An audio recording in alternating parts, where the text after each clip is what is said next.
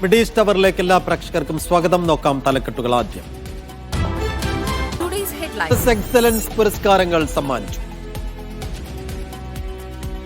India UAE വിമാനയാത്രാ നിരക്ക് കുറയണമെങ്കിൽ കൂടുതൽ service അനിവാര്യമെന്ന് UAE സ്ഥാനപതി. ചെറുനഗരങ്ങളിൽ നിന്നും സർവീസ് അത്യാവശ്യം. സാമ്പത്തിക പങ്കാളിത്ത കരാർ നയതന്ത്ര ബന്ധത്തിന് ഊർജ്ജമായെന്നും അബ്ദുൽ നാസർ അൽ ഷാലി. കാൽനടയാത്രക്കാരുടെ നഗരമാകാൻ ദുബായ്. 3300 കിലോമീറ്റർ നടപ്പാതകളുമായി ദുബായ് വാക്ക് ഒരുങ്ങുന്നു. 110 കിലോമീറ്റർ നടപ്പാലങ്ങളും നിർമ്മാണത്തിൽ.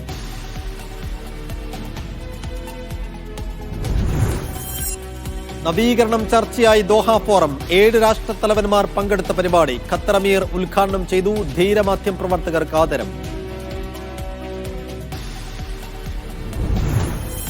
കുവൈത്തിൽ വ്യാപക പരിശോധന. ജാബിർ അൽ അഹമ്മദ് സിറ്റിയിൽ 1500ഓളം നിയമലംഘനങ്ങൾ. വിസ കച്ചവടം ചെയ്ത പ്രവാസിയും കുവൈത്തി പൗരനും പിടിയിൽ.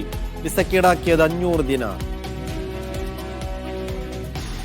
അപ്രതീക്ഷിതമായ നീക്കത്തിനൊടുവിൽ അലപ്പോ പിടിക്കുന്നു. അലപ്പോയിൽ നിന്നും ഹമ അടക്കമുള്ള പ്രവിശ്യകളിലൂടെ കടന്ന് ഹിംസ് പിടിക്കുന്നു. ഹിംസിൽ നിന്നും എത്ര ദൂരമുണ്ട് ദമസ്കസിലേക്ക്? ദമസ്കസ് തലസ്ഥാനത്തിന് എത്ര കണ്ട് അടുത്ത് വിമതരെത്തിയിട്ടുണ്ട്? ഇപ്പറഞ്ഞ നഗരങ്ങളൊക്കെ ഏറ്റവും ഒടുക്കം ഹിംസ് അടക്കം യാതൊരു തരത്തിലുള്ള ചെറുത്തുനിൽപ്പും കൂടാതെയാണോ ഈ വിമതർ പിടിച്ചടക്കുന്നത്? ബഷാറുൽ അസദിന്റെ ഔദ്യോഗിക സേനക്ക് കാര്യമായി ഒന്നും ചെയ്യാൻ ഈ സമയങ്ങളൊന്നും കഴിയുന്നില്ലേ? സുഹൈൽ. സൈഫുദ്ദീൻ, ഇപ്പോൾ തലസ്ഥാനമായ ദമസ്കസിന്റെ 2 ഭാഗവും വളഞ്ഞിരിക്കുകയാണ് വിമതസേന. അതിലേറ്റവും പ്രധാനം 5 കിലോമീറ്ററോളം ഇപ്പുറത്ത് മാത്രമാണ് ഇപ്പോൾ വൻതോതിൽ ഇവർ സംഘടിച്ചിരിക്കുന്നത്. HTSന്റെ മേധാവി പറയുന്നത് ഇനി നിമിഷങ്ങൾ മാത്രമേ ഉള്ളൂ അസദ് ഭരണകൂടത്തിന് ഈ ഡമസ്കസിൽ. ആ സമയത്തിനുള്ളിൽ അത് തീർച്ചയായും വീഴും എന്ന് അദ്ദേഹം പ്രഖ്യാപിക്കുന്നു. എല്ലാ ഭാഗത്തു നിന്നും നമുക്കറിയാം, ഒറ്റ വിമതസേന മാത്രമല്ല സിറിയയിലുള്ളത്. വ്യത്യസ്തങ്ങളായിട്ടുള്ള വിമത സഖ്യങ്ങൾ തന്നെ സിറിയയിലുണ്ട്. അവരെല്ലാവരും ഒന്നിച്ച് സംഘടിച്ച് ഇവിടേക്ക് എത്താനുള്ള ഒരു സാഹചര്യം ഇപ്പോൾ നമ്മൾ കാണുകയാണ്. എന്ന് മാത്രമല്ല, അതിനിടയിൽ ആണ് ഒരു വാർത്ത വന്നത്. ബഷാർ അൽ അസദ് രാജ്യം വിട്ടിരിക്കുന്നു എന്ന വാർത്ത ആകെ പരന്നു. എന്താണ് സംഭവിക്കുന്നത് എന്ന് അറിയാൻ സാധിക്കാത്ത രൂപത്തിലേക്ക് കാര്യങ്ങൾ പോകുന്നു. പക്ഷേ ഇപ്പോൾ ഔദ്യോഗിക വാർത്താ മന്ത്രാലയം അറിയിക്കുന്നത് ബഷാർ അൽ അസദ് രാജ്യം വിട്ടിട്ടില്ല എന്നാണ്. പക്ഷേ ഇപ്പോൾ വരുന്ന ഒരു വാർത്ത പ്രകാരം സൈനികരിലെ വലിയൊരു വിഭാഗം രാജ്യത്ത് നിന്നും അഭയം തേടി പോകുന്നു എന്നുള്ളതാണ്. കാരണം ഈ ഏറ്റുമുട്ടലിൽ ഏറ്റവും കൂടുതൽ നഷ്ടം സഹിക്കാൻ സാധ്യതയുള്ളൂ ഒരുപക്ഷെ ബഷാർ അൽ അസദ് രാജ്യം വിടുകയാണെങ്കിലും സൈന്യത്തിൻ്റെ ഭാഗമായിട്ടുള്ള ആളുകൾ കൊല ചെയ്യപ്പെടാനുള്ള സാധ്യതയുണ്ട്. 2000 സിറിയയുടെ ബഷാർ അൽ അസദിൻ്റെ സൈനിക വിഭാഗത്തിൽപ്പെട്ട ആളുകൾ ഇപ്പോൾ ഇറാഖിലേക്ക് അഭയം പ്രാപിച്ചു പോയിരിക്കുന്നു എന്നുള്ള വാർത്തകൾ കൂടി വരികയാണ്. ഇനി സാധ്യത രണ്ട് സെനാരിയോ ആണ് നമ്മുടെ മുമ്പിലുള്ളത്. ഒന്ന്, നേരത്തെ പറഞ്ഞ ഹിംസിലും അതേപോലെ തന്നെ അലപ്പോയിലും ബാക്കിയുള്ള ഇടങ്ങളിൽ നിന്നെല്ലാം സൈനികർ പിന്മാറി എന്ന് പറയുന്നത് അവർ ഡമസ്കസിൽ ശ്രദ്ധ കേന്ദ്രീകരിക്കാനാണ് എന്നുള്ള വാർത്തയാണ് ഔദ്യോഗികമായിട്ടുള്ള സർക്കാർ പുറത്തുവിട്ടിരുന്നത്. അവിടെ നിന്നെല്ലാം വൻതോതിൽ സൈനികരെ ഇങ്ങോട്ട് അണിനിരത്തുകയും ഒരാൾ പോലും ഡമസ്കസിൻ്റെ ഉള്ളിലേക്ക് പ്രധാനപ്പെട്ട സൈനിക കേന്ദ്രങ്ങളിലേക്കും അതേപോലെ തന്നെ ഭരണസ്ഥിര കേന്ദ്രങ്ങളിലേക്കും എത്തിപ്പെടാതിരിക്കാനുള്ള വലിയ കോട്ട തീർക്കുക, അതിനുവേണ്ടിയാണ് സൈനികരെ വളരെ വേഗം പിൻവലിച്ചത്. അതുകൊണ്ടാണ് പെട്ടെന്ന് മറ്റുള്ള നഗരങ്ങളെല്ലാം വീണത് എന്നുള്ള ഒരു വിശദീകരണമാണ് അസദിനെ പിന്തുണക്കുന്ന ആളുകൾ പറയുന്നത്. അങ്ങനെയാണ് എങ്കിൽ വലിയൊരു രക്തച്ചൊരിച്ചിലേക്ക് കാര്യങ്ങൾ പോകും. ഇപ്പോഴുള്ള അതേ വേഗതയിൽ ഡമസ്കസിലേക്ക് കടന്നു കയറാൻ HTSനോ അല്ലെങ്കിൽ മറ്റു വിമത സഖ്യങ്ങൾക്കോ സാധ്യമാവില്ല. അല്ല, ഇതേപോലെ തന്നെ ഹിംസിലും അതേപോലെ തന്നെ അലപ്പോയിലും എല്ലാം നമ്മൾ കണ്ടതുപോലെ തന്നെ ഒരു പിന്മാറ്റത്തിലേക്കാണ് കാര്യങ്ങൾ പോകുന്നതെങ്കിൽ ഇപ്പോൾ വിവിധ അന്താരാഷ്ട്ര മാധ്യമങ്ങൾ, പ്രത്യേകിച്ചും പാശ്ചാത്യ മാധ്യമങ്ങൾ പറയുന്നത് പോലെ ഓരോ മിനിറ്റ് ബൈ മിനിറ്റ് എന്ന നിലയിൽ ഓരോ നിമിഷവും അസദ് വീഴാനുള്ള സാധ്യതയേറുകയാണ്. പ്രത്യേകിച്ചും ഇപ്പോൾ അമേരിക്കൻ മാധ്യമങ്ങളിൽ നിന്നുകൊണ്ട് അമേരിക്കയുടെ പ്രധാനപ്പെട്ട സ്റ്റേറ്റ് ഡിപ്പാർട്ട്മെൻറ്റിൻ്റെ ആളുകൾ തന്നെ പറയുന്നത് അസദ് വീഴാനിരിക്കുകയാണ് എന്നുള്ളതാണ്. അതോടൊപ്പം നമ്മൾ ചേർത്ത് വായിക്കേണ്ട കാര്യം, റഷ്യയും ഇറാനും കാര്യമായൊന്നും ചെയ്യുന്നത് നമ്മൾ കാണുന്നില്ല. റഷ്യയുടെയും അതേപോലെ തന്നെ ഇറാൻ്റെയും പിന്തുണയോടെയാണ് അസദ് ഭരണകൂടം കഴിഞ്ഞ കുറേ കാലമായി 2011 ആഭ്യന്തര യുദ്ധം സിറിയയിൽ ആരംഭിക്കുന്നത്. അതിനുശേഷം വിമതസേന എവിടെയൊക്കെ തലപൊക്കുന്നുവോ അവിടെയെല്ലാം വൻതോതിൽ റഷ്യയുടെയും ഇറാൻ്റെയും ആക്രമണങ്ങൾ നമ്മൾ കണ്ടിരുന്നു. പക്ഷേ ഇപ്പോൾ അത് കാണുന്നില്ല. ഈ അസദിനെ മാത്രം സംരക്ഷിക്കാൻ അതുണ്ടാകുമോ എന്നുള്ളതാണ് നമ്മൾ കാണുന്നത്. നമുക്കറിയാം, ഇതേപോലെയുള്ള ഒരു സംഭവവികാസങ്ങൾ 2011 നമ്മൾ കണ്ടതാണ്. അപ്പോൾ ഡമസ്കസിൻ്റെ തെരുവുകളിൽ ആയിരക്കണക്കിന് ആളുകൾ, 10,000കണക്കിന് ജനങ്ങൾ കണ്ടു എന്നതടക്കമുള്ള ആരോപണങ്ങൾ കണ്ടിട്ട് രാസായുധ പ്രയോഗം വരെ അന്ന് അസദ് ഭരണകൂടം സിറിയയുടെയും ഇറാൻ്റെയും അതേപോലെ തന്നെ റഷ്യയുടെയും സഹായത്തോടു കൂടി നടത്തിയിരുന്നു എന്നുള്ളതാണ് ആരോപണം. അങ്ങനെയാണെങ്കിൽ ആ തരത്തിലുള്ള ഒരു രക്തച്ചൊരിച്ചിലേക്ക് ആണോ ഡമസ്കസ് പോകുന്നത്? അതല്ല, ഒരു വളരെ പെട്ടെന്നുള്ളൊരു പിന്മാറ്റത്തിലേക്ക്. സോഹൈൽ, സിറിയ എന്ന ഒരു വലിയ രാജ്യത്തിന്റെ എത്ര കണ്ട് ഭാഗങ്ങൾ ഇപ്പോൾ വിമത സേനയുടെ അധീനതയിലായി കഴിഞ്ഞിട്ടുണ്ടാകും? ഇതിപ്പോൾ സോഹൈൽ സൂചിപ്പിച്ചതുപോലെ തന്നെ ഇറാനും റഷ്യയും കാര്യമായി ഒന്നും ചെയ്യാൻ പറ്റാത്തൊരു രാഷ്ട്രീയ സാഹചര്യം, സാമ്പത്തിക സാഹചര്യം, സാമൂഹിക സാഹചര്യം അവർക്കുണ്ട്. അതും കൂടി മുതലെടുത്തുകൊണ്ട് കണ്ടറിഞ്ഞുകൊണ്ടാണ് ഇപ്പോൾ വിമതരുടെ മുന്നേറ്റം. ആ നിലക്ക് റഷ്യയുടെയും ഇറാന്റെയും പൂർണ്ണമായി പിന്തുണയും സഹായവും ഇല്ലെങ്കിൽ പിന്നെ ബഷാറുൽ അസദിന് ഇപ്പോഴത്തെ ഈ വിമത സേനയോട് ഇനി എത്ര കണ്ട് ഏറ്റുമുട്ടി നിൽക്കാൻ കഴിയും? എന്താണ് സിറിയയുടെ ഇനിയുള്ള ഭാവി? എത്രത്തോളം ആ രാജ്യത്തിന്റെ എത്ര കണ്ട് ഭാഗങ്ങൾ വിമതർ ഇതിനകം കൈയടക്കി കഴിഞ്ഞിട്ടുണ്ട്?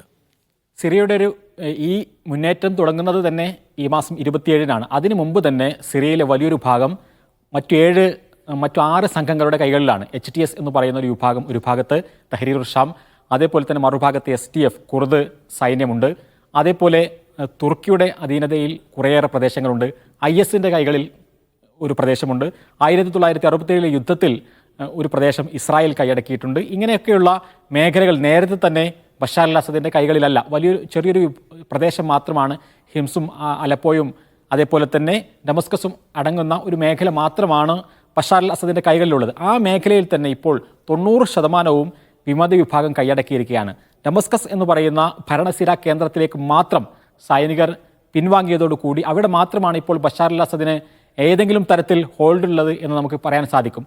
അതുകൊണ്ട് തന്നെ എല്ലാ തരത്തിലും നമ്മൾ മാറ്റങ്ങൾ കാണുകയാണ്. ഇപ്പോൾ സാധാരണക്കാരുടെ മനോഭാവത്തിൽ വന്ന ഒരു മാറ്റം നമ്മൾ കഴിഞ്ഞ 2 ദിവസമായി കാണുന്നത്. അതിനു മുമ്പെല്ലാം ഈ ബഷാർ അൽ അസദിൻ്റെയും അതേപോലെ തന്നെ അദ്ദേഹത്തിൻ്റെ പിതാവിൻ്റെയും സ്മരണകൾ ഉയർത്തുന്ന പലതരത്തിലുള്ള ഹോർഡിങ്ങുകൾ, അതേപോലെ തന്നെ പ്രതിമകൾ, ഇതെല്ലാം ഉണ്ടായിരുന്നു. അതെല്ലാം തച്ച് തകർത്തിടുന്ന ദൃശ്യങ്ങൾ നമ്മൾ കണ്ടത് സൈനിക യൂണിഫോമിലുള്ള ആളുകൾ മാത്രമായിരുന്നെങ്കിൽ കഴിഞ്ഞ 48 മണിക്കൂറായി നമ്മൾ കാണുന്നത് രാജ്യത്തുടനീളമുള്ള ആളുകൾ അതെല്ലാം ചെയ്തുകൊണ്ടിരിക്കുന്നു. അവർ അത് സെൽഫി എടുത്ത് സോഷ്യൽ മീഡിയയിൽ പോസ്റ്റ് ചെയ്യുന്നു എന്നുള്ളതാണ്. അപ്പോൾ ബഷാർ അൽ അസദിനെ കുറിച്ചുള്ള ഭയം ആയിരുന്നു ഇത്രയും കാലം സിറിയ ഭരിച്ചിരുന്നതെങ്കിൽ ആ ഭയം ഇല്ലാതായിരിക്കുന്നു. അവർക്ക് ഈ ജനങ്ങളുടെ കൂടെ ഞങ്ങളുണ്ട് എന്ന് പറഞ്ഞുകൊണ്ട് HTS-ന്റെ മേധാവി അടക്കമുള്ള ആളുകൾ രംഗത്ത് വരുന്നു. അതുകൊണ്ട് തന്നെ വലിയൊരു ആഘോഷമാക്കി ഈ കാര്യങ്ങൾ എടുക്കുന്നു. പ്രത്യേകിച്ചും അലവിയ വിഭാഗം, ഷിയ വിഭാഗത്തിൽ ന്യൂനപക്ഷമായി അറിയപ്പെടുന്ന അലവിയ വിഭാഗത്തിൻ്റെ ഒരു പ്രതിനിധി മാത്രമായിട്ടാണ് ബഷാർ അൽ അസദ് അറിയപ്പെട്ടിരുന്നത്. ആ അലവിയ വിഭാഗത്തിന് മാത്രമാണ് ഇപ്പോൾ ആശങ്കയുള്ളത് എന്നും അതേപോലെ തന്നെ ഡമസ്കസിൽ താമസിക്കുന്ന ലക്ഷക്കണക്കിന് ആളുകളുണ്ട്. അവരുടെ ജീവിതം ഇനി എങ്ങനെയാകും എന്നുള്ള കാര്യത്തിലും സംശയമുണ്ട്. ബാക്കിയുള്ള സിറിയയിലെ തന്നെ വലിയൊരു വിഭാഗം ആളുകളും ഇത് വലിയ ആഘോഷമായി എടുക്കുന്നു എന്ന് തന്നെയാണ് നമുക്ക് പറയാൻ സാധിക്കുക. പക്ഷേ ഇതിന് പിന്നിൽ ഇസ്രായേലിൻ്റെയും അമേരിക്കയുടെയും കൈകളുണ്ടോ എന്നുള്ള തരത്തിലുള്ള വലിയ ചർച്ചകളും ഉയർന്നു വരികയാണ്. കാരണം ഹിസ്ബുള്ളയുമായി വഴിനിർത്തിയ അതേ നിമിഷമാണ് 27-ാം തീയതി ഈ ഒരു ആക്രമണം ഒരു ഭാഗത്ത് നിന്ന് തുടങ്ങുന്നത്. അപ്പോൾ ആരാണ് HTS-ന് ആയുധങ്ങൾ നൽകുന്നത്? എന്താണ് ഇറാനും ഹിസ്ബുള്ളയും സമ്മർദ്ദത്തിലായി നിൽക്കുന്ന ഈ ഘട്ടത്തിൽ ഇത്തരമൊരു മുന്നേറ്റത്തിന് വഴിയൊരുക്കുന്നത് ആരാണ് എന്നതടക്കമുള്ള ചർച്ചകൾ വരും ദിവസങ്ങളിൽ സജീവമാകും. എന്തായാലും അവിശ്വസനീയമായ മുന്നേറ്റത്തിനൊടുവിൽ അലപ്പോയും ഒപ്പം ഹമായും ഹിംസും ഒക്കെ കടന്ന് ദമസ്കസ് വളഞ്ഞിരിക്കുന്നു വിമത വിഭാഗം. ഇനി എത്ര സമയം, എത്ര കാലം കൂടി ബഷാറുൽ അസദിന് ദമസ്കസ് അധികാര സിരാ കേന്ദ്രങ്ങളിൽ തുടരാൻ കഴിയും? അദ്ദേഹം രാജ്യം വിടുമോ? എന്തായിരിക്കും ബഷാറുൽ അസദിന്റെ ഭാവി എന്നതൊക്കെ ചർച്ച ചെയ്യേണ്ട, ആശങ്കയോട് ഉറ്റുനോക്കേണ്ട സമയം കൂടിയാണ്. സിറിയ പൂർണ്ണമായും കൈയടക്കാൻ പോകുന്നു വിമതർ എന്ന് തോന്നിപ്പിക്കുന്ന സമയം കൂടിയാണ്. വിശദാംശങ്ങൾ നൽകിയത് BK സുഹൈൽ. എവിടേക്കും കാൽനടയായി എത്താവുന്ന നഗരമായി മാറാൻ ദുബായ് തയ്യാറെടുക്കുന്നു. ഇതിനായി ദുബായ് വാക്ക് എന്ന പേരിൽ ഭരണാധികാരി ഷെയ്ഖ് മുഹമ്മദ് വൻ പദ്ധതി പ്രഖ്യാപിച്ചു. 3300 കിലോമീറ്റർ നടപ്പാതകളും 110 നടപ്പാലങ്ങളും അടങ്ങുന്നതാണ് പദ്ധതി.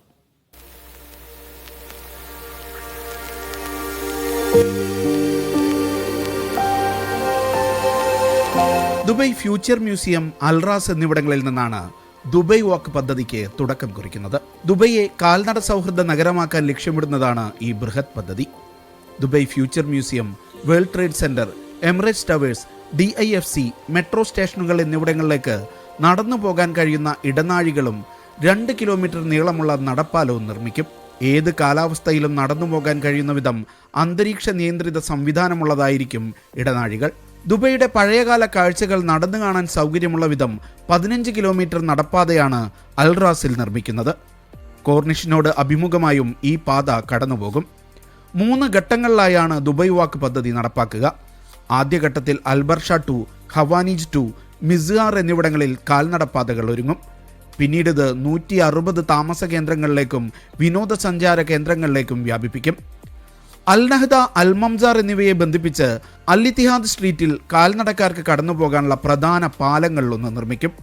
മറ്റൊരു പാലം വർക്കയെയും മിർദിഫിനെയും ബന്ധിപ്പിച്ച് ട്രിപ്പടി സ്ട്രീറ്റിൽ നിർമ്മാണം പൂർത്തിയാക്കും. ദുബായ് സിലിക്കൺ ഒയാസിസിനെയും ദുബായ് ലാൻഡിനെയും ബന്ധിപ്പിക്കുന്ന മറ്റൊരു നടപ്പാലം ദുബായ് അലൈൻ റോഡിന് കുറുകെയും സജ്ജമാകും.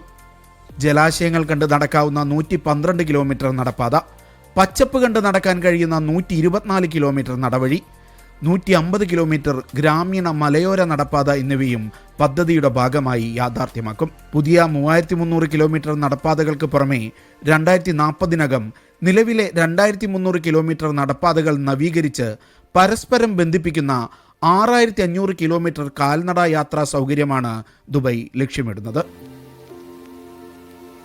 Media 1 Dubai.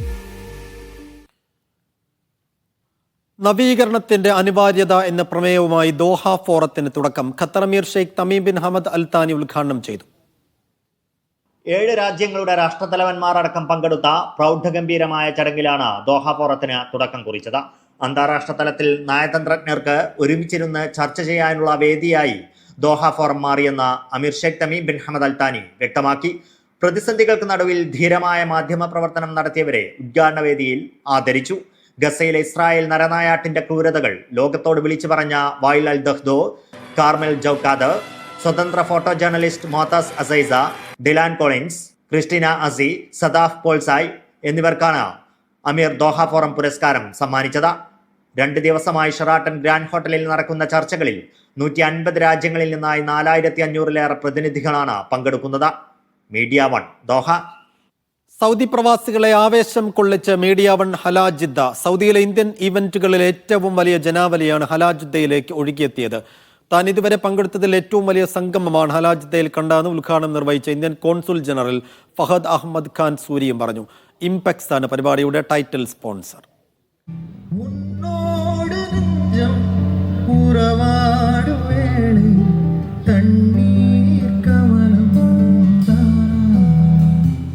ജിദ്ദ കണ്ട ഏറ്റവും വലിയ ജനസഞ്ചയം. അതിനെ സാക്ഷി നിർത്തി Indian consul general Fahad Ahmad Khan Suri Hala ജിദ്ദയുടെ ഔദ്യോഗിക ഉദ്ഘാടനം നിർവഹിച്ചു.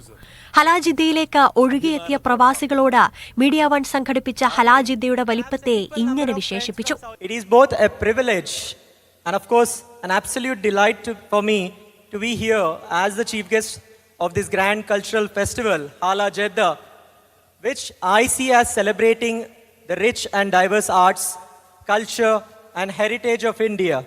I would like to specifically commend the organizers, for bringing this exceptional talent and putting together this event that highlights the vibrancy of our Indian culture. I commend the Indian community here in Jeddah for coming together to organize such a spectacular celebration. Media 1 സംഘടിപ്പിച്ച ഹലാ ജിദ്ദയെ അഭിനന്ദിച്ച അദ്ദേഹം ഇതുപോലെയുള്ള പരിപാടികൾ India Saudi സാംസ്കാരിക വിനിമയത്തിനുള്ള വേദിയാകണമെന്നും കൂട്ടിച്ചേർത്തു. ആയിരങ്ങളാണ് ആദ്യ ദിനം Hala Jeddah കാർണിവലിനെത്തിയത്. മീഡിയ 1 CEO റോഷൻ കക്കാട്ട സിജിക്കുള്ള പുരസ്കാരം കൈമാറി. Jeddah Hajj consul Abdul Jaleel, editor Pramod Raman, managing editor C Dawood എന്നിവരും സംസാരിച്ചു.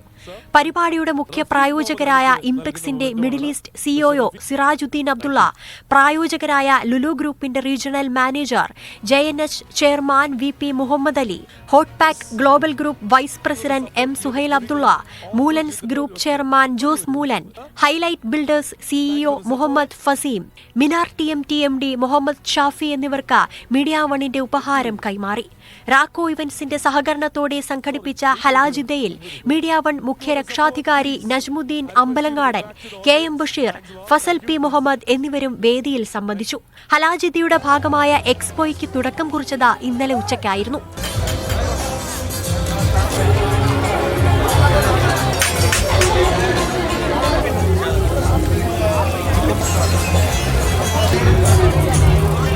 Media 1 Jeddah. മീഡിയ 1 പ്രഖ്യാപിച്ച ബിസിനസ് എക്സലൻസ് പുരസ്കാരങ്ങൾ ഹലാ ജിദ്ദയിൽ വിതരണം ചെയ്തു. സൗദി വാർത്താ മന്ത്രാലയ ഡയറക്ടർ ഹുസൈൻ അൽ ഷമ്മാരിയാണ് അവാർഡുകൾ കൈമാറിയത്. കേരളത്തിലും വിദേശത്തും നേട്ടങ്ങൾ കൊയ്തവർക്കാണ് ഹലാ ജിദ്ദ വേദിയിൽ വെച്ച് പുരസ്കാരങ്ങൾ കൈമാറിയത്. ബിസിനസ്സിലും സാമൂഹിക രംഗത്തും മികച്ച നേട്ടം സൃഷ്ടിച്ചവർക്കായിരുന്നു മീഡിയ 1ന്റെ ബിസിനസ് എക്സലൻസ് പുരസ്കാരം.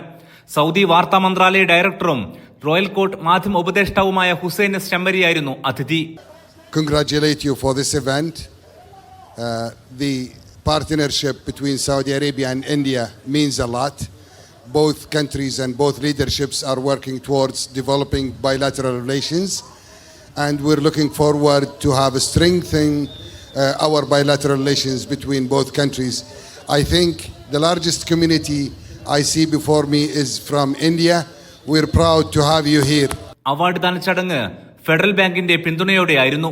ഹലാജിദ്ദയിൽ chief representative officer Aravind Karthikeyan, media one CEO Roshan Kakkad, editor Pramod Raman എന്നിവർ സന്നിഹിതരായിരുന്നു. Lifetime achievement award Impex managing director C Nuvais സ്വന്തമാക്കി.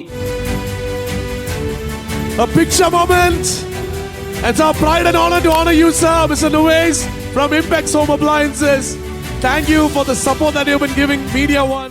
ജയ് Masala and spices CEO Vijay Moolan, Nishka moments jewellery and Moricap resorts chairman Nishin Thasleem, fragrance world founder PV Moidu എന്നിവർ പുരസ്കാരം സ്വന്തമാക്കി.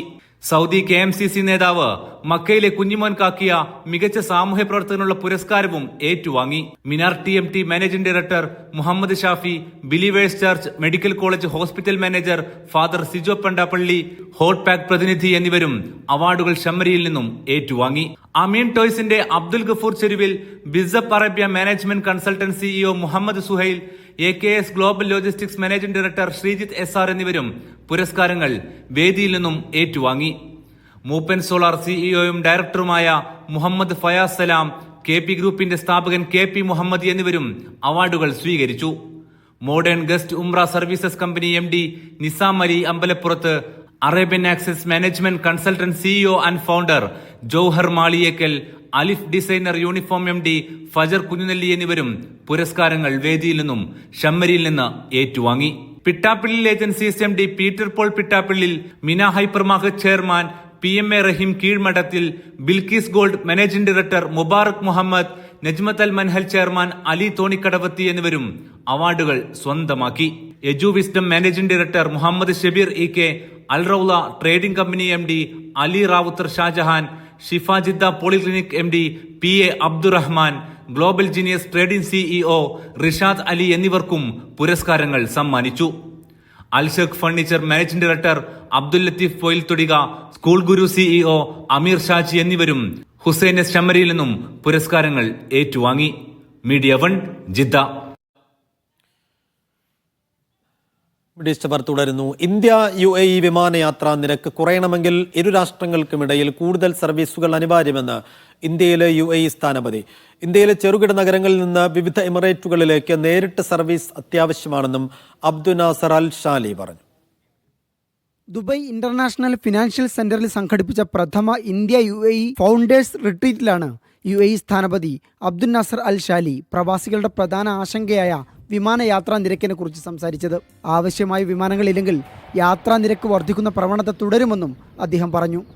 ഇന്ത്യയിലെ ടയർ 2 നഗരങ്ങളിലേക്ക് കൂടുതൽ വിമാനങ്ങൾ ആവശ്യമാണ്. ജന്മനാടിനടുത്തുള്ള വിമാനത്താവളങ്ങളിലേക്ക് യാത്ര ചെയ്യാനാണ് ഇന്ത്യക്കാർ ആഗ്രഹിക്കുന്നത്. വിശേഷാവസരങ്ങളിൽ പ്രത്യേകിച്ചും ഈ ആവശ്യം കൈകാര്യം ചെയ്യാൻ ഇവിടങ്ങളിലേക്ക് കൂടുതൽ സർവീസുകൾ അനിവാര്യമാണ്. ഇത് വിനോദസഞ്ചാരത്തെ ഉത്തേജിപ്പിക്കുകയും കൂടുതൽ ബിസിനസ് അവസരങ്ങൾ ഉണ്ടാക്കുകയും ചെയ്യും, അദ്ദേഹം ചൂണ്ടിക്കാട്ടി. സമഗ്ര സാമ്പത്തിക പങ്കാളിത്ത കരാറിലൂടെ ഇന്ത്യയും UAEയും തമ്മിലുള്ള ബന്ധം പുതിയ ഉന്നതിയിലെത്തിയതായും അംബാസഡർ പറഞ്ഞു. കരാറിന് ശേഷം മൊത്തം വ്യാപാരത്തിൽ 15% വർധനയുണ്ടായതായും അദ്ദേഹം കൂട്ടിച്ചേർത്തു. UAE ഇന്ത്യ സപ്പ കൗൺസിലും ഡൽഹിയിലെ UAE എംബസിയും ചേർന്നാണ് ത്രിദിന റിട്രീറ്റിന് ചുക്കാൻ പിടിക്കുന്നത്. ഇരു രാജ്യങ്ങളിലെയും സ്റ്റാർട്ടപ്പുകൾ തമ്മിലുള്ള ബന്ധവും സഹകരണവും ശക്തിപ്പെടുത്തുകയാണ് റിട്രീറ്റിന്റെ പ്രധാന ലക്ഷ്യം. Media one Dubai. UAEയിലെ പള്ളികളിലുടനീളം മഴയ്ക്ക് വേണ്ടിയുള്ള പ്രത്യേക പ്രാർത്ഥന നടന്നു. രാവിലെ 11 മണിക്കായിരുന്നു നമസ്കാരം. മസ്ജിദ് ഖത്തീബുമാർ പ്രാർത്ഥനയ്ക്ക് നേതൃത്വം നൽകി. Allahu Akbar. President Sheikh Mohamed bin സായിദിന്റെ ആഹ്വാനപ്രകാരമായിരുന്നു മഴയ്ക്കു വേണ്ടിയുള്ള പ്രത്യേക നമസ്കാരം. സൊലാത്തുൽ ഇസ്തിസ്ക എന്നറിയപ്പെടുന്ന സവിശേഷ നമസ്കാരത്തിൽ ഭരണാധികാരികളടക്കം ആയിരക്കണക്കിന് വിശ്വാസികൾ പങ്കെടുത്തു. എല്ലാ പ്രധാനപ്പെട്ട മസ്ജിദുകളിലും പ്രാർത്ഥന നടന്നു. മഴയ്ക്കും കാരുണ്യത്തിനും വേണ്ടി അള്ളാഹുവിനോട് പ്രാർത്ഥിക്കണമെന്നായിരുന്നു പ്രസിഡന്റിന്റെ ആഹ്വാനം. നമസ്കാരത്തിനു ശേഷം അനുഗ്രഹ വർഷത്തിനായുള്ള പ്രത്യേക പ്രാർത്ഥനയും അരങ്ങേറി. ഗൾഫ് മേഖലയിൽ ദീർഘകാലമായി നിലനിൽക്കുന്ന പാരമ്പര്യ നിഷ്ഠയാണ് മഴയ്ക്കു വേണ്ടിയുള്ള നമസ്കാരം. മഴ വൈകിയാലോ വരൾച്ചയിലോ ആണ് ഈ പ്രാർത്ഥന നിർവഹിക്കുന്നത്. UAEയിൽ 2022 ഇതിനു മുമ്പ് മഴയ്ക്ക് വേണ്ടിയുള്ള നമസ്കാരം നടന്നത്. അന്ന് വെള്ളിയാഴ്ച വെള്ളിയാഴ്ചയിലെ സവിശേഷ പ്രാർത്ഥനയായ ജുമുഅക്ക് 10 മിനിറ്റ് മുമ്പായിരുന്നു നമസ്കാരം. Media 1 Dubai. ഒമാന്റെ ഒട്ടുമിക്ക തീരങ്ങളിലും ഉയർന്ന കടൽ തിരമാലകൾക്ക് സാധ്യതയെന്ന് സിവിൽ ഏവിയേഷൻ അതോറിറ്റിയുടെ മുന്നറിയിപ്പ്. തിരമാലകൾ 2 മുതൽ 2.5 മീറ്റർ വരെ ഉയരത്തിലെത്താം എന്നാണ് മുന്നറിയിപ്പ്. കടൽ പ്രക്ഷുബ്ധമാകാനും സാധ്യതയുണ്ട്. ജാഗ്രത പാലിക്കാനും കടലിൽ പോകുന്നത് ഒഴിവാക്കാനും തീരത്തു നിന്നും വിട്ടുനിൽക്കണമെന്നും അധികൃതർ അറിയിച്ചു. ശൈത്യകാലം ആരംഭിച്ചതോടെ ഒമാനിൽ ക്യാമ്പിങ്ങുകൾ സജീവമായി തുടങ്ങിയിട്ടുണ്ട്. പ്രകൃതി ആസ്വദിച്ച് രാത്രികളിൽ മരുഭൂമിയിൽ തമ്പടിക്കുന്നവർ നിരവധിയാണ്. എന്നാൽ മസ്കറ്റ് ഗവർണറേറ്റിൽ ഇങ്ങനെ ക്യാമ്പിങ്ങിനിറങ്ങുന്നവർക്ക് മുനിസിപ്പാലിറ്റി ചില മാർഗനിർദ്ദേശങ്ങൾ പുറപ്പെടുവിച്ചിട്ടുണ്ട്. നിർദ്ദേശങ്ങൾ പാലിക്കാത്തവർക്ക് പിഴയും ലഭിക്കും. ഗവർണറേറ്റ് പുറപ്പെടുവിച്ച മാർഗനിർദ്ദേശങ്ങൾക്കനുസരിച്ച് മാത്രമായിരിക്കണം ക്യാമ്പ് ഒരുക്കേണ്ടത്. ആരോഗ്യം, പരിസ്ഥിതി, സുരക്ഷ, നഗരത്തിന്റെ സൗന്ദര്യം സംരക്ഷിക്കൽ തുടങ്ങിയവ കണക്കിലെടുത്താണ് നിർദ്ദേശങ്ങൾ നൽകിയിരിക്കുന്നത്. 2 ദിവസത്തിൽ കൂടുതൽ ക്യാമ്പുകൾ അനുവദിക്കില്ല. എന്നാൽ പ്രത്യേക അനുമതിയോടെ 48 മണിക്കൂറിലധികം വർദ്ധിപ്പിക്കാം. ഇതിനായി 100 റിയാൽ സെക്യൂരിറ്റി ഡെപ്പോസിറ്റ് നൽകണം. മുനിസിപ്പാലിറ്റി നിശ്ചയിക്കുന്ന സ്ഥലങ്ങളിൽ മാത്രമേ ക്യാമ്പ് അനുവദിക്കൂ. ഓരോ ക്യാമ്പ് സൈറ്റിനും 5 മീറ്ററിൽ കുറയാത്ത അകലമുണ്ടായിരിക്കണം. ബീച്ചിൽ നിന്ന് 10 മീറ്റർ അകലവും വേണം. ക്യാമ്പിംഗ് സൈറ്റ് മത്സ്യത്തൊഴിലാളികളുടെ സൈറ്റുകളിൽ നിന്നും സുരക്ഷാ നിരോധിത സൈറ്റുകളിൽ നിന്നും അകലെയായിരിക്കണം. പെർമിറ്റ് ഇല്ലാതെ ക്യാമ്പ് ചെയ്താൽ 200 റിയാൽ പിഴ ചുമത്തും. ക്യാമ്പിങ്ങിനുള്ള നിയന്ത്രണങ്ങൾ പാലിച്ചില്ലെങ്കിൽ 50 റിയാലാണ് പിഴ. ലഭിച്ച ലൈസൻസ് നമ്പർ ടെന്റിന്റെ മുൻവശത്ത് പ്രദർശിപ്പിക്കണമെന്ന വ്യവസ്ഥയുണ്ട്. ലൈസൻസി അല്ലാത്ത മറ്റൊരാൾക്ക് ലൈസൻസ് കൈമാറാനും പാടില്ല. സൈറ്റ് വൃത്തിയായി സൂക്ഷിക്കണം. ഒരു തരത്തിലുമുള്ള നിരപ്പാക്കലും അനുവദിക്കില്ല. മാലിന്യങ്ങൾ കത്തിക്കുന്നതോ കുഴിച്ചിടുകയോ ചെയ്തത് തുടങ്ങിയവയാണ് പ്രധാന മാർഗനിർദ്ദേശങ്ങൾ. Media 1 Muscat. കുവൈറ്റിൽ കർശന പരിശോധന തുറന്ന ആഭ്യന്തര മന്ത്രാലയം. കഴിഞ്ഞ ദിവസം ജാബർ അൽ അഹമ്മദ് സിറ്റിയിൽ നടന്ന ട്രാഫിക് ക്യാമ്പയിനിൽ 1638 നിയമലംഘനങ്ങൾ കണ്ടെത്തി. ഉപപ്രധാനമന്ത്രിയും പ്രതിരോധ ആഭ്യന്തരമന്ത്രിയുമായ ഷെയ്ഖ് ഫഹദ് യൂസഫ് സബാഹിന്റെ നിർദ്ദേശപ്രകാരം രാജ്യത്തിന്റെ വിവിധ ഭാഗങ്ങളിൽ ശക്തമായ പരിശോധനയാണ് നടക്കുന്നത്. പൊതുസുരക്ഷ വർദ്ധിപ്പിക്കുന്നതിനും നിയമം പാലിക്കുന്നുണ്ടെന്ന് ഉറപ്പാക്കുന്നതിനുമാണ് ക്യാമ്പയിൻ വ്യാപിപ്പിച്ചത്. കുവൈത്തിൽ വിസ കച്ചവടം നടത്തിയ പ്രവാസിയെയും കുവൈത്തി പൗരനെയും ആഭ്യന്തര മന്ത്രാലയം അറസ്റ്റ് ചെയ്തു. 500 ദിനാർ ഈടാക്കിയാണ് ഇവർ വിസ നൽകിയിരുന്നത്. പിടികൂടിയ പ്രതികളെ തുടർ നടപടികൾക്കായി അധികാരികൾക്ക് കൈമാറി.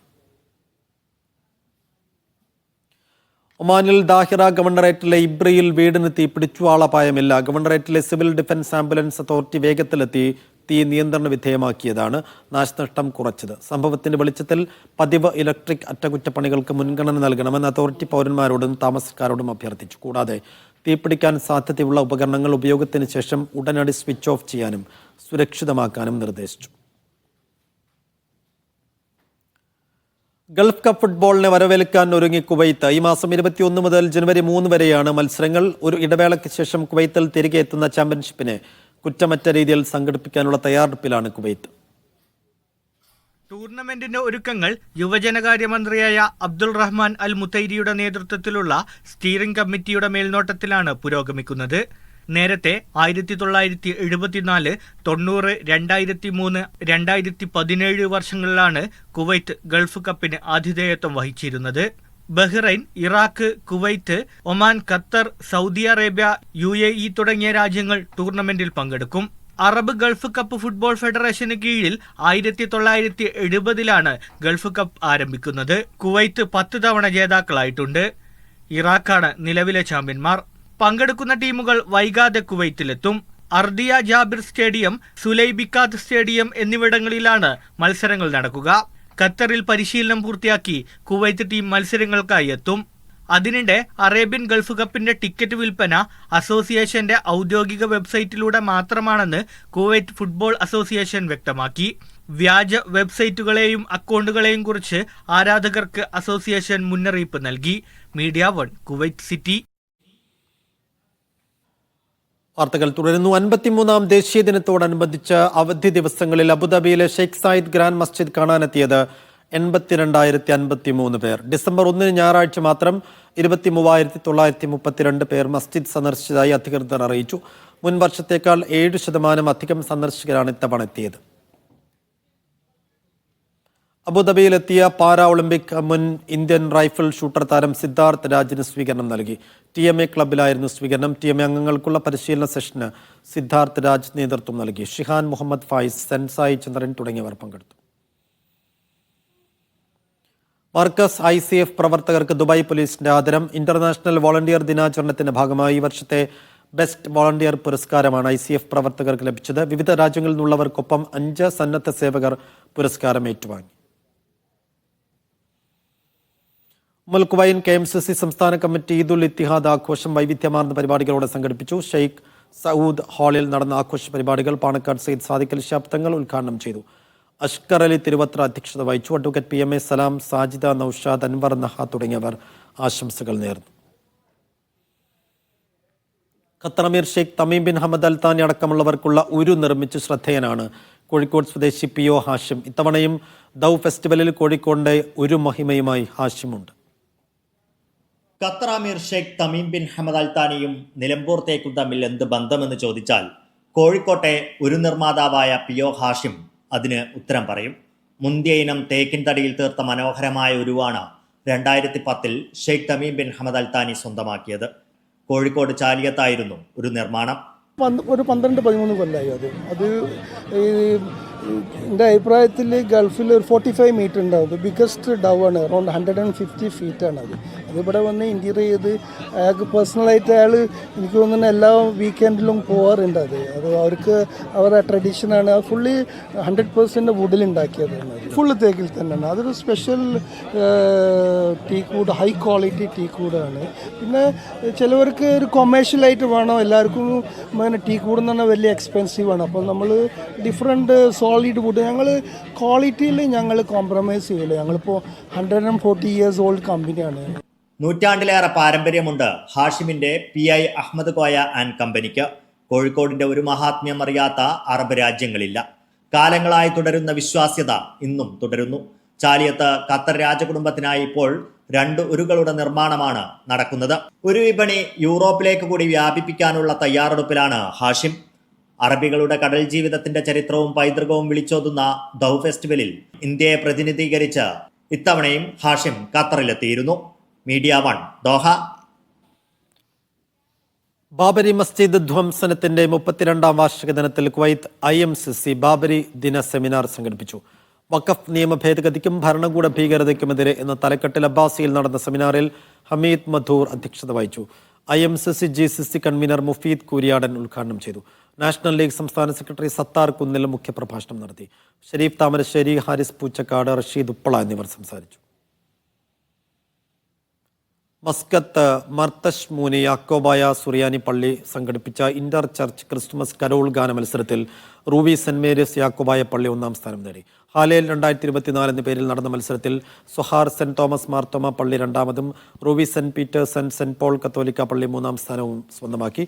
സുറിയാനി സഭയുടെ ഗായകൻ സേവേറിയോസ് തോമസ് അച്ഛനും മുഖ്യ വിധികർത്താവായി. മത്സരത്തിൽ വിവിധ സഭകളിലെ 10 ഗായക സംഘങ്ങളിലായി 250-ലേറെ ഗായകർ പങ്കെടുത്തു. സംഗീതം ദൂരെ ദൂരെ കേൾക്കുന്നു.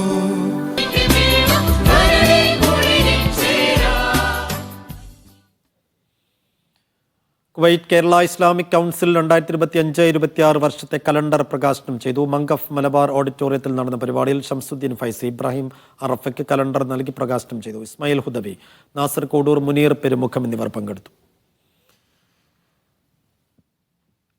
ഇക്ര കെയർ സലാല നൽകുന്ന നൌഷാദ് നാലകത്ത് മാനവിക അവാർഡ് ജീവകാരുണ്യ പ്രവർത്തകനും അബു തഖ്നൂൻ ഗ്രൂപ്പ് MD-യുമായ അബ്ദുൽ ഗഫൂറിന് സമ്മാനിച്ചു. പരിപാടിയിൽ ഡോക്ടർ അനിൽ മുഹമ്മദ് മുഖ്യാതിഥിയായി. ലുബാൻ പാലസ് ഹാളിൽ നടന്ന പരിപാടിയിൽ നായിഫ് അഹമ്മദ് ഷെൻഫരി, ഫൈസൽ അൽ നഹ്ദി എന്നിവർ ചേർന്നാണ് അവാർഡ് സമ്മാനിച്ചത്. പ്രവാസികളുടെ സഹായിയായ അബ്ദുൽ ഗഫൂറിനെ സലാലയിലെ പ്രവാസി സമൂഹം എത്രമാത്രം സ്നേഹിക്കുന്നു എന്നതിൻ്റെ സാക്ഷ്യപത്രം കൂടിയായിരുന്നു അവാർഡ് ദാന ചടങ്ങ്. പുരസ്കാരം ലഭിക്കാൻ മാത്രം സവിശേഷമായി എന്തെങ്കിലും ചെയ്തതായി ഞാൻ കരുതുന്നില്ല. മറ്റേതൊരു വിശ്വാസിയെ പോലെ അള്ളാഹുവിന്റെ തൃപ്തിയും പൊരുത്തവും മാത്രമാണ് ഞാൻ ആഗ്രഹിക്കുന്നത്. എന്നിരുന്നാലും ഈ പുരസ്കാരത്തിന് തിരഞ്ഞെടുക്കപ്പെട്ടതിൽ സ്വാഭാവികമായ ഒരു അഭിമാനമുണ്ട്. Dhofar university deputy vice chancellor doctor Sayyid Ihsan Jameel പരിപാടി ഉദ്ഘാടനം ചെയ്തു. മാനവികത എന്ന തലക്കെട്ടിൽ ഡോക്ടർ അനിൽ മുഹമ്മദ് മുഖ്യപ്രഭാഷണം നിർവഹിച്ചു. അവസാന ജീവിതത്തിന്റെ കണക്ക് പുസ്തകം എടുക്കുമ്പോൾ എന്താണ് ബാക്കിയെന്ന് ചോദിച്ചാൽ ഉമ്മയ്ക്ക് നല്ലൊരു കൂരയായി, ഉപ്പയ്ക്ക് നല്ലൊരു കൂരയായി, സഹോദരന്മാർക്ക് നല്ലൊരു വീടായി, നല്ലൊരു ജീവിതമായി, അവസാനം നമുക്ക് ബാക്കിയാവുന്നത് കുറെ രോഗങ്ങളും അല്ലെങ്കിൽ കടങ്ങളും ഒക്കെ ആണെങ്കിലും അതുകൊണ്ട് ഞാൻ സഞ്ചരിച്ച വഴികളിലെ ചെടികൾക്ക് അത്തരത്തിലുള്ള പൊട്ടിയ മുറകളായി മാറാൻ കൂടി മനുഷ്യർ തയ്യാറാവേണ്ടതുണ്ട്. ചടങ്ങിൽ 50-ലധികം തവണ രക്തദാനം നിർവഹിച്ച സുനിൽ നാരായണൻ, സാമൂഹ്യ പ്രവർത്തകൻ ഫിറോസ് കുറ്റ്യാടി എന്നിവരെയും ആദരിച്ചു. Doctor K Sanathanan, doctor Aboobacker Siddique, Nasser Peringathur, Sijoy Peravoor, Rasal Muhammad, Sabukhan, doctor Nishtar എന്നിവർ പരിപാടിയിൽ സംബന്ധിച്ചു. കൺവീനർ ഡോക്ടർ ഷാജിദ് മരുതോറ അധ്യക്ഷത വഹിച്ച പരിപാടിയിൽ ഹുസൈൻ കാച്ചിലോടി, സാലിഹ് തലശ്ശേരി എന്നിവർ സംസാരിച്ചു. നൌഫൽ കായക്കൊടി, സൈഫുദ്ദീൻ, അബ്ദുറഹ്മാൻ, ഷൗക്കത്ത് എന്നിവർ പരിപാടിക്ക് നേതൃത്വം നൽകി. Media 1 Salalah. തിരുവനന്തപുരം സ്വദേശി ഹൃദയാഘാതത്തെ തുടർന്ന് കുവൈത്തിൽ മരിച്ചു. വെൺകുളം തകിടിയിൽ ഷമീം ആണ് മരിച്ചത്. മൃതദേഹം നാട്ടിലേക്ക് കൊണ്ടുപോകുന്നതിനുള്ള നടപടികൾ ടീം വെൽഫെയറിന്റെ നേതൃത്വത്തിൽ പുരോഗമിക്കുന്നു. മരുഭൂമിയിൽ സ്നേഹസ്പർശവുമായി കുവൈത്തിലെ മലയാളി പ്രവാസികൾ. സ്നേഹസ്പർശം എന്ന തലക്കെട്ടിൽ മരുഭൂമിയിലെ ആട്ടിടയന്മാർക്കാണ് ബിൽക്കീസ് ഫ്രണ്ട്സിന്റെ നേതൃത്വത്തിൽ കിറ്റുകൾ വിതരണം ചെയ്തത്. ബ്ലാങ്കറ്റും ഭക്ഷണങ്ങളും വസ്ത്രങ്ങളും അടങ്ങിയ 60ഓളം കിറ്റുകളാണ് മരുഭൂമിയിൽ വിതരണം ചെയ്തത്. KC കരീം, ഷംസുദ്ദീൻ കാട്ടൂർ, ആസിഫ് റസാഖ് തുടങ്ങിയവർ നേതൃത്വം നൽകി. ആലപ്പുഴ ജില്ലാ പ്രവാസി അസോസിയേഷൻ കുവൈത്ത് ബാഡ്മിന്റൺ ടൂർണമെന്റ് സംഘടിപ്പിക്കുന്നു. ഡിസംബർ 13-ന് അഹമ്മദി ഐസ് സ്മാഷ് ബാഡ്മിന്റൺ കോർട്ടിലാണ് ടൂർണമെന്റ്. അബ്ബാസിയ യുണൈറ്റഡ് ഇന്ത്യൻ സ്കൂളിൽ നടന്ന ചടങ്ങിൽ ഗവൺമെന്റ് ഫ്ലയർ രാജീവ് നടുല്ലിമുറി ലിബു പായ്പാടിന് നൽകി പ്രകാശനം ചെയ്തു. കുര്യൻ തോമസ് അധ്യക്ഷത വഹിച്ചു. ബാബു പനമ്പള്ളി, സിറിൽ, ജോൺ അലക്സ് എന്നിവർ ആശംസകൾ നേർന്നു. കോട്ടയം ജില്ലാ പ്രവാസി അസോസിയേഷൻ കുവൈത്ത് കോട്ടയം ഫെസ്റ്റ് സംഘടിപ്പിച്ചു. അബ്ബാസിയ ആസ്പെയർ ഇന്ത്യൻ ഇന്റർനാഷണൽ സ്കൂളിൽ നടന്ന ചടങ്ങ് ഫ്രാൻസിസ് ജോർജ് MP ഉദ്ഘാടനം ചെയ്തു.